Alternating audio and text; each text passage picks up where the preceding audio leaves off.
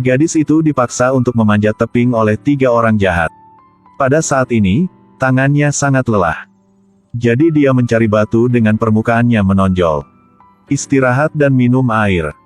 Tiba-tiba, botol itu jatuh tanpa sadar ke bawah. Maka tenggorokannya akan kering seperti gurun. Si pemimpin dari 3 orang jahat itu berhenti. Yosua sangat bahagia sekarang. Dia mulai memprovokasi. Karena dia tahu suhu di atas akan membuat Kelly tidak tahan. Untuk melihat apakah hati kecilnya dapat menahan dingin. Yang lebih penting adalah, mereka bisa mengikuti jalan kecil untuk pergi ke puncak gunung. Artinya, mereka akan berada di atas sana dan menunggunya. Bahkan jika Kelly bisa naik ke puncak, pasti mati. Kelly merasa bahwa dalam situasi saat ini, sangat sulit baginya. Ini adalah jalan buntu. Tidak punya pilihan lain.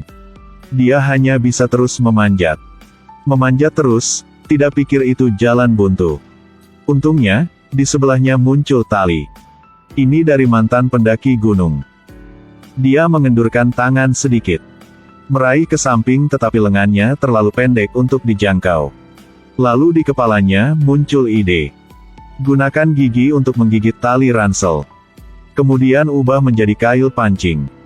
Beruntung telah mengaitkan tali penyelamat. Ini sangat artistik. Sekarang dia ingat lagi pada pelatih panjat tebing. Juga adalah pacarnya yang telah mengajarnya kunci rahasia. Gantung tubuh.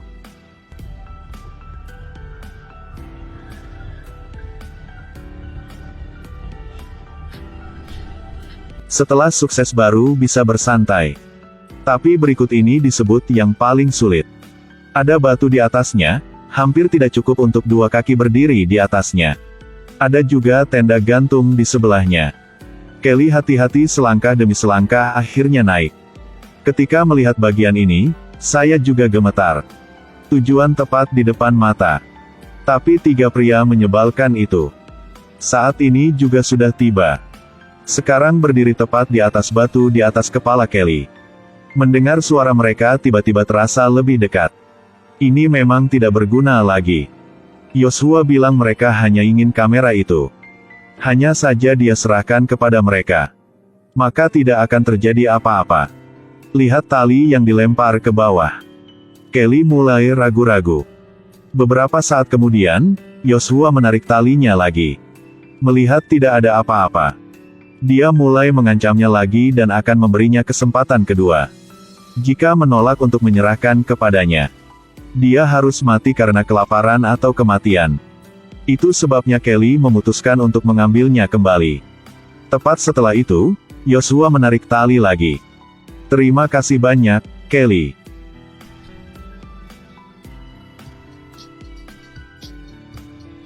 Kamu di bawah itu saja ya. Begitu, 2 pihak hanya bisa duduk dan tunggu. Kemudian, 2 rekan Yosua diam-diam berdiskusi. Meskipun mereka tidak dapat ambil kamera. Lalu Kelly pasti akan mati. Itu karena Yosua bukan lagi pengecut yang mereka kenal. Dia seperti terkena hantu. Sangat jahat. Tapi mereka berdua tidak mau menjadi pembunuh orang. Hari mulai gelap. Pada titik ini, Kelly berjuang sampai akhir kekuatan. Dingin dan lapar. Hanya dipaksa untuk istirahat. Jadi, dia mulai langkah selanjutnya. Dia menarik tenda melengking di sebelahnya. Ambil senjata tajam melindungi tubuh. Pada saat yang sama, letakkan kail di atas batu. Untuk menggantung tenda. Lalu, lebarkan tenda, lalu selipkan di dalam. Ini tidak bisa dipercaya. Lagi pula, di mana dia memiliki keberanian begitu besar. Seorang gadis kecil yang berani merangkak ke atas tebing untuk tidur. Tiba-tiba,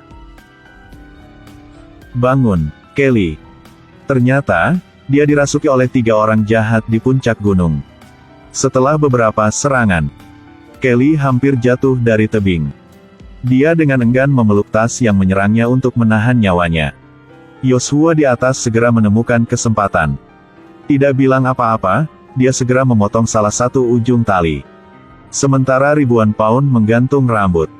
Kelly berhasil menjaga tebing tepat waktu. Itu terlalu berbahaya. Hampir mematahkan tulang dan dagingnya jika jatuh. Dia memeriksa situasi tempat tidur gantung saat ini. Kemudian bersembunyi di dalam dan terus istirahat. Dia benar-benar sangat lelah. Tiba-tiba, dia sepertinya mendengar suara lagi.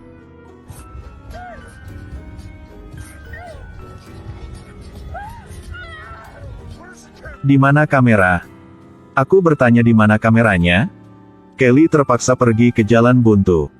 Hanya harus memberitahunya bahwa kamera ada di ransel. Saat dia sedang cari, Kelly mengambil senjata yang kuat dan menikamnya di dada. Kemudian, sambil memegang pisau, lompat ke bawah. Joshua di atas terus-menerus bertanya apa yang terjadi di bawah. Belum dapat jawaban dari rekannya. Kelly segera bilang, "Jika kamu memberitahunya situasi kita, dia pasti tidak akan memilih untuk memotong tali. Jika begitu, kamu juga akan mati bersamaku. Satu-satunya solusi adalah sekarang kamu melemparku ke dinding." Tapi orang ini tidak mendengarkan saran Kelly. Dan panggil ke Joshua. Suruh Joshua menarik mereka ke atas. Kelly merasa segalanya akan menjadi sulit. Jadi dia menjadi terlalu marah dan langsung menusukkan pisau ke kaki Nathan. Dua orang perlahan diseret ke atas. Joshua menjambak rambut Kelly. "Akhirnya bisa tangkap kamu." Melihat Kelly bertindak sangat tegas. Menghunuskan pisau yang tertancap di paha Nathan. Setelah itu, tanpa ragu, memotong rambutnya. Begitu, dia lolos dari bahaya dalam ketakutan dan mampu gantung dalam tenda. Kemudian, sedikit demi sedikit, kembali ke batu yang aman. Tapi baru selesai. Tidak menahan siksaan yang terus-menerus dan jatuh ke bawah. Kali ini memang sulit. Ini tidak ada tempat untuk diandalkan lagi. Hanya bisa guling tubuhnya untuk meringkuk di teping. Tunggu kematian yang dingin. Mengalami kekacauan. Kedua kaki tangan Joshua mulai ragu-ragu. Mereka tidak ingin melakukan itu, tidak mau menanggung kejahatan pembunuhan. Joshua berkata, "Oke, aku tidak akan mempersulit kalian berdua. Besok aku akan menelepon pacar Sofia. Cari orang untuk membantu." Tapi ketika dia tertidur lelap, diam-diam memberitahu Reynolds bahwa Joshua bohong. Dia tidak ingin mencari bantuan sama sekali. Karena dia putus dengan Sophie 6 bulan yang lalu. Semua cara kontak telah dihapus. Ini adalah sesuatu yang dia temukan secara tidak sengaja. Nathan khawatir jika dia tidak lakukan apa malam ini. Tidak bisa bertindakan dengan si Joshua ini. Besok dia akan membunuh mereka berdua. Reynolds hanya mendengarnya dan tidak lagi memikirkannya.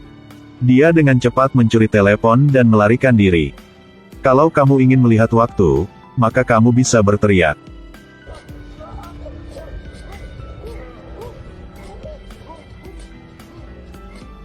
Kata Joshua. Kalian berdua bajingan berdiskusi dan pikir aku tidak bisa mendengar. Mungkin dia merasa dua orang ini masih berguna. Dengan murah hati diampuni atas tindakannya mengkhianati dirinya sendiri. Juga memarahi Kelly lagi. Baru pergi tidur. Tapi sampai pagi, Nathan terluka dan pergi buang air kecil.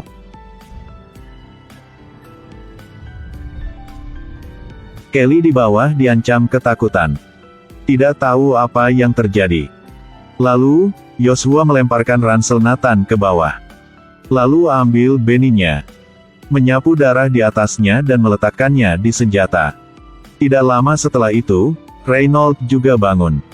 Hal pertama yang dia tanyakan adalah di mana Nathan. Joshua berbohong bahwa dia pergi untuk mencari bantuan. Reynolds meskipun tidak percaya.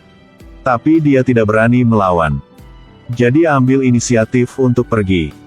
Joshua mengizinkannya untuk pergi ke bawah. Tetapi ketika dia meminta untuk ambil palu, Joshua curiga untuk waktu yang lama. Namun, setelah itu, dia masih memberi Reynolds palu. Tunggu saat Reynolds menuruni. Dia melemparkan Kelly sekantong makanan. Kemudian coba untuk menghilangkan keraguannya. Semoga dia bisa mempercayainya. Dia bahkan menyarankannya untuk berikan kamera. Karena saudaranya sudah turun untuk mencari bantuan. Apa yang kamu lakukan juga akan mati. Jadi beri aku kamera aja. Lalu saya akan memberitahu Yoshua bahwa telah dorong kamu ke bawah. Itu akan bantu kamu lolos dari kematian. Meskipun dia memiliki hati yang baik. Tapi Kelly jelas mengerti semua. Hanya bisa ceritakan semua kebenaran. Reynolds awalnya enggan mempercayainya. Untuk kuil ketika Kelly berkata dengan serius. Dia merasakan seorang pria di kakinya dengan luka pisau sedalam 40 cm. Bisa turun gunung sendiri? Ada lagi, apakah kamu tahu apa artinya ini? Itu berarti orang berikutnya adalah kamu. Aku memberi kamera bukan lagi masalah selesai. Karena bajingan itu akan membunuh kita berdua. Dua orang berbicara selama setengah hari. Akhirnya muncul dengan tindakan balasan. Kelly kasih kamera untuk dipegang Reynolds. Kemudian, dia berteriak keras. Sampai Yoshua datang dan bertanya ada apa? Kemudian Reynolds merangkak naik nanti. Dia menipu Yoshua dengan mengatakan semuanya sudah berakhir. Dia melempar Kelly ke bawah.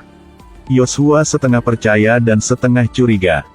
Tapi saat dia pegang kamera, segera menemukan bahwa tidak ada apa di dalamnya. Pada saat ini, Reynolds menelepon Nathan. Bel berbunyi lagi di saku Yoshua. Kali ini kebenaran terungkap. Mereka tidak mengatakan apa dan segera bergegas untuk bertengkar. Meskipun Reynolds memegang senjata di tangannya. Tapi kekuatan itu tidak bisa dibandingkan dengan Yoshua. Keduanya berjuang untuk sementara waktu, dan Reynolds dikalahkan. Yoshua telah benar-benar kehilangan kemanusiaannya. Hanya melihat tangan Reynolds diikat. Kemudian lagi diam-diam menyiram alkoholnya. Menyalakan korek api untuk membakar rekan satu timnya. Melihat semua hal, Kelly mulai ketakutan. Dalam hatinya, dia tidak tahu monster apa yang terengah-engah. Yoshua tergila-gila membunuh orang dan kemudian pergi sendiri. Dengan lembut di jalan, dia yakin Kelly lapar dan lelah. Kelly berbohong dengan Yoshua. Dia menyembunyikan kartu flash di gua kecil di sebelahnya. Yoshua mengabaikan segalanya tanpa berpikir terlalu banyak. Langsung digigit ular di dalam gua. Yoshua benar-benar marah. Mulai gila menyerang Kelly. Siapa tahu racun ular segera dibebaskan. Bertahap, dia benar-benar dikuasai oleh Kelly. Pada akhirnya, Kelly memotong tali. Tolong selamatkan saya. Tolong aku. Bagaimana Kelly bisa memberinya kesempatan ini? Pada awalnya, dia pikir tidak mungkin dia mengalami hari yang buruk lagi. Tanpa ragu, dorongnya ke bawah. Film berakhir di sini. Pada akhirnya, Kelly juga menyelamatkan hidupnya. Kemampuan melawan dan selamat gadis ini harus dipelajari. Pada saat penting, akan membantu kamu selamat.